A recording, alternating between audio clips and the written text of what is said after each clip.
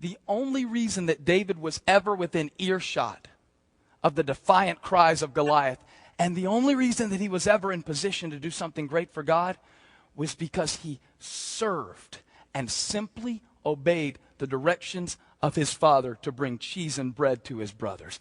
I never knew that about King David. I never knew that he got his start by running cheese and bread. Basically a glorified cheese pizza delivery boy. And the Bible says that he didn't just do it.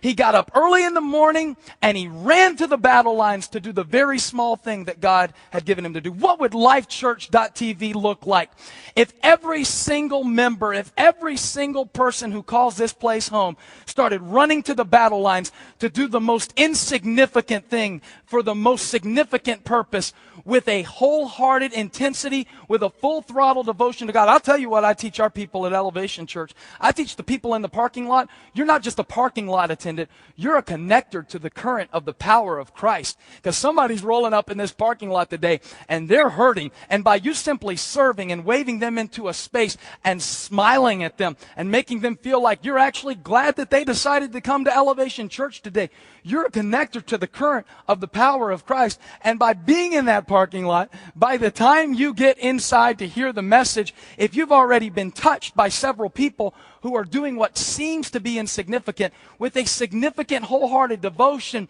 by the time I preach the message, by the time I invite someone to receive Christ, the battle has already been won because you're a connector to the current of the power of Christ. Some of you need to jump into ministry at this church right away.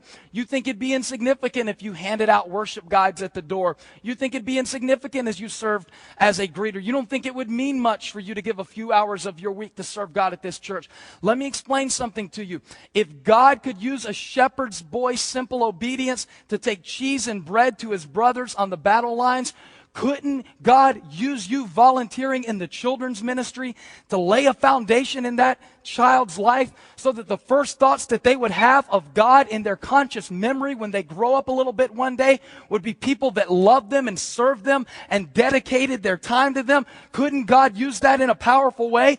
Wouldn't God use it if you joined a behind-the-scenes service team at this church? You're called to serve. Yes, you're anointed for greatness. Yes, God has a great plan for your life, but it doesn't start one day when you get your big break. It starts when you do what God has given you to do right now. Oatmeal cream pies, Nutty Buddies, and Dr. Thunder and ramen noodles led an entire dorm to Christ. What could God do through your simplest act of obedience, through your simplest act of service?